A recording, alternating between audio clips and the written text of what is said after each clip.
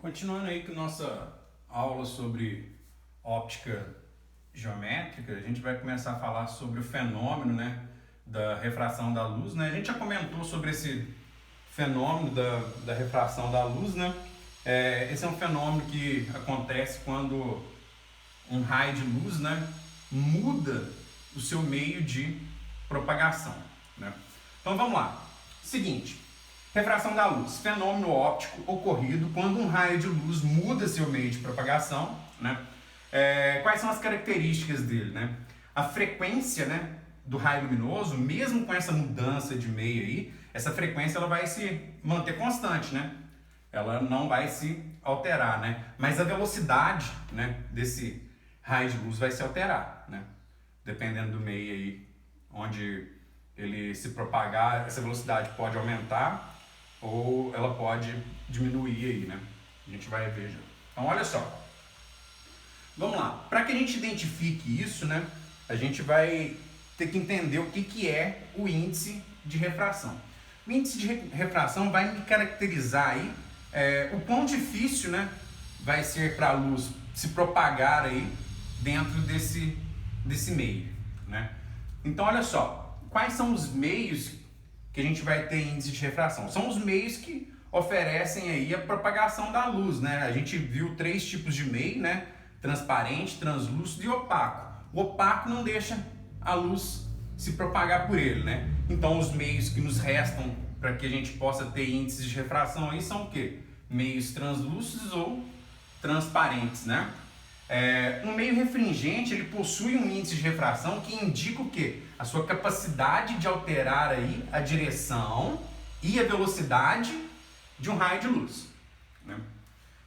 Então olha só, vão aparecer também aí durante os exercícios que a gente for fazer aí, né? As palavras meios homogêneos e isotrópicos, né? O que isso quer dizer? Quer dizer que esse meio em si ele vai ter as mesmas propriedades físicas em todo o meio, né? Essas propriedades físicas aí, elas vão se repetir, né, durante todo o meio, né? E o índice de refração absoluto de um meio, né, a gente chama ele pela letrinha N, né? E ele é definido por quem? Pela razão da velocidade da luz, C, né, sobre a velocidade de propagação da luz no meio, né? Então esse C aqui, ó, ele vale 3 vezes 10 a oitava, né, metros por segundo, né? Então o menor índice possível de refração aí vai ser o quê? Quando a luz estiver se propagando aí, né, no vácuo, por exemplo, né? No vácuo a luz se propaga com a velocidade C, né? Então seria C dividido por C, 1, né? Então o menor índice de refração possível é o índice de refração do vácuo, que a gente, calculando ele vale 1. Então qualquer outro índice de refração, ele vai ser maior do que 1, né? Então olha só, a gente tem uma tabela aqui de índices de refração, né? Levando em consideração que essa tabela é idealizada, né, para um feixe de luz, para um raio de luz, né, monocromático, né? Olha só, no vácuo, o índice de refração é o quê? 1, né? Que a gente já tinha analisado, né?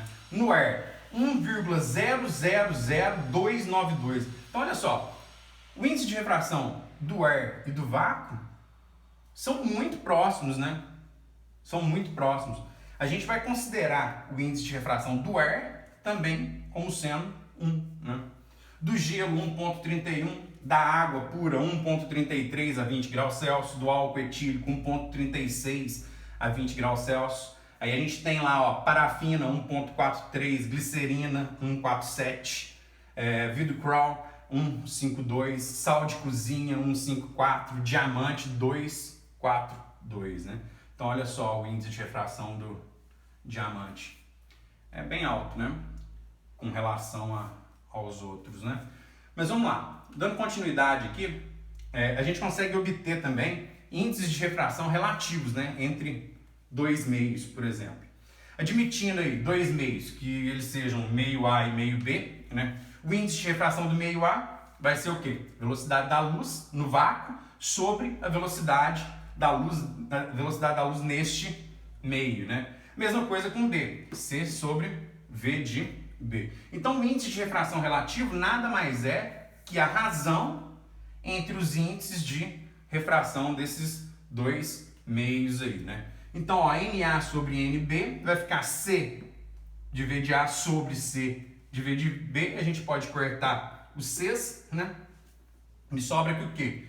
Que o índice de refração relativo depende do quê? Apenas das velocidades aí, né? De propagação da luz nos próprios meios aí. E aí a gente vai analisar agora as leis da refração, né? São apenas duas leis aí. Para isso a gente vai ter que entender esse desenho nosso aqui, né? Que simula aí, né? Que representa, né? Na realidade, uma refração, né? Então, para que haja uma refração, a gente tem que ter alteração de meio, né? Então, esse raio de luz, ele está se propagando inicialmente no meio A, né? E atinge, né? Um meio B, né? Quando ele atinge esse meio B, o raio de luz o quê? Muda de direção, né? Devido aos índices de refração do meio A e do meio B serem diferentes, né? Olha só, no ponto onde o raio de luz incidente tocou aqui para fazer a mudança de meio, a gente vai traçar uma reta normal, né? Essa reta normal ela vai ter um ângulo de 90 graus com a superfície aqui, né, de mudança de meio, né? E a gente vai determinar como ângulo de incidência o ângulo entre o raio incidente e a reta normal, né? E como raio refratado, né, e o ângulo de refração, né, a distância, o ângulo entre a reta normal, né, e o raio refratado, né? Então, para isso, olha só, a primeira lei da refração, ela me diz que o quê? Que o raio incidente, o raio refratado, a reta normal são coplanares, né? Então, eles pertencem ao quê? Ao mesmo plano, né? E a segunda lei da refração, que é a lei de Snell-Descartes, né? Essa lei é válida para um raio de luz monocromático, né? Ela me diz que o quê? Que se eu pegar o índice de refração do meio e multiplicar pelo seno, né, do ângulo entre a reta normal e esse raio, isso vai ser constante, né? Então, olha só, n de A vezes o seno desse ângulo de incidência aqui vai ser igual ao quê? Ao n de B vezes o seno do ângulo de refração, né? Muitos livros aí trazem também, né, essa expressão dessa forma aqui, N1 seno de θ1 igual a N2 seno de θ2, quando a gente chama os meios, né, de 1 e 2. Né? Nessa refração, se a gente observar, olha só, né, nesse tipo de refração aqui, a gente tem o quê? O raio refratado aproximando aqui, né, da reta normal. Nessa aqui, ó, a gente tem o quê? O raio refratado, né, afastando aí, né, da reta normal, né? E um caso aqui onde não há, né, a refração, mesmo quando tem mudança de meio, né? Então, olha só, nesse primeiro caso aqui, ó, quando o índice de refração B é maior do que o índice de refração do meio A, né, o que acontece? Esse raio de luz vai se aproximar aí, né, da reta normal, né? Quando o índice de refração B for menor do que o índice de refração do meio A, né, esse raio de luz ele vai o quê? Se afastar aí da reta normal, né? E quando esse raio de luz incide sobre a reta normal, né, sem formar ângulos aí com essa reta normal, a gente vai ter ângulo igual a zero, né? Seno de zero é zero, então esse raio ele não vai refratar, né? E quanto maior for a diferença aí entre os índices de refração dos meios, né, maior será, né, o desvio, né, do raio refratado. Olha só, nessas três opções aqui, todos os raios incidentes, né, estão no mesmo meio, no ar, né, e formando um ângulo de 60 graus aí com a reta normal. Mas quando ele entra na água, ó, que o índice de refração é 1,33, né, ele vai o quê? Se aproximar aqui da reta normal, né, formando um ângulo de 40. No vidro, né, olha só, a refração é maior, né? No diamante a refração é maior ainda, né? Então a gente tem que observar que quanto maior a diferença, né, dos índices de refração entre os meios, né, maior vai ser aí, né, o desvio do raio refratado aí. O dióptro plano, né, a gente considera ele como um conjunto de dois meios transparentes e homogêneos, né, separados por uma superfície plana. Por exemplo, ar e vidro, né, ar e água, vidro e água, né. Então olha só, nesse caso aqui a gente tem ar e água, né. Aqui a gente tem um observador, né, ocorre a refração, né. Aqui a orientação da setinha está em direção ao observador, né? Então, isso aqui está passando de um meio 2 para um meio 1, né? E o que acontece? A posição onde o objeto está realmente, né, que seria o ponto B aqui, né, ela vai ser diferente da posição onde o observador consegue enxergar a imagem, né? Então, por exemplo, um peixe na água, você vai estar enxergando ele mais próximo da superfície aqui do dióptro, né? Mas na realidade ele vai estar o quê? Mais profundo aí, né? E a gente pode fazer uma relação aí entre os índices de refração dos meios, né? E a distância, né, entre objeto e a superfície, né? E a distância entre imagem e a superfície, né? A gente chama de P aqui a distância do objeto até a superfície, né, do dióptro, né, plano, né? E chama de P' essa distância aí da imagem, né, até a superfície do dióptro. Então olha só, fazendo a razão aí entre o índice de refração do meio do observador e o índice de refração onde o objeto está, né? Olha só, o índice de refração do observador, no caso aqui nosso N1, vai estar para o quê? Para a distância em que a imagem está, né, da superfície. E o índice de refração do objeto vai estar para quem? Para a distância que o objeto, né, está aí dessa superfície, né? Essa relação aí a gente vai conseguir fazer para poder explicar aí esses desvios de observação aí da imagem e do objeto, né?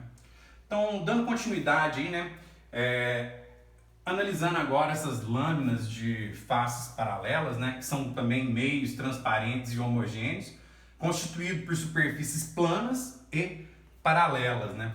Então, olha só, uma lâmina seria tipo o vidro de uma janela, né? A gente tem um vidro, né, imerso, né, dentro do ar aqui, né? Nesse tipo de lâmina de faces paralelas aí, a gente vai ter duas refrações, né? Uma refração do meio A para o meio B, né, do ar para o vidro, né? E uma outra refração do quê? Do vidro para o ar, né? Então, olha só. A gente pode aplicar aí, né, a lei de Snell-Descartes aí, né?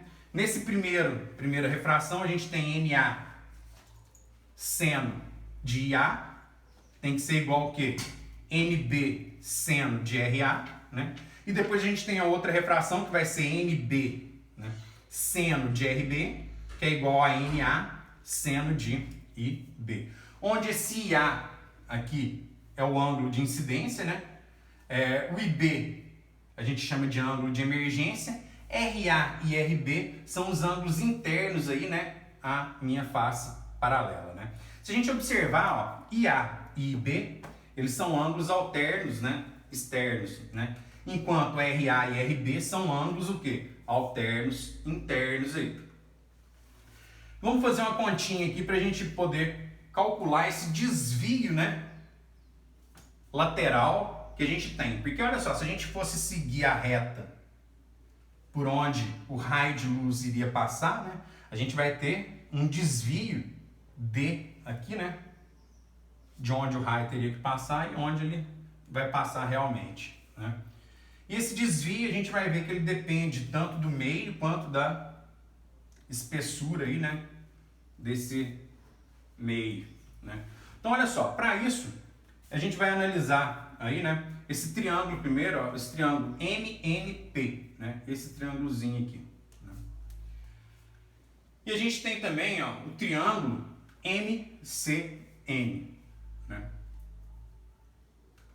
E aí olha só, aqui a gente tem o ângulo I, né. Se esse aqui é I, esse aqui é R, esse ângulo total aqui seria alterno, interno, ângulos opostos pelo vértice, né? Esse I aqui teria que ser igual a esse ângulo total aqui, né? Então esse aqui vai ser I menos R, né? Então o seno desse IR, ele vai ser quem? Cateto oposto, né? Que é D, sobre quem? Sobre a hipotenusa, né? Que vai ser o nosso MN aí, né? Então olha só, tá aqui, né? O MN. E aí a gente tem no triângulo MCN aí, ó, a gente pode calcular o cosseno desse ângulo R aqui, ó.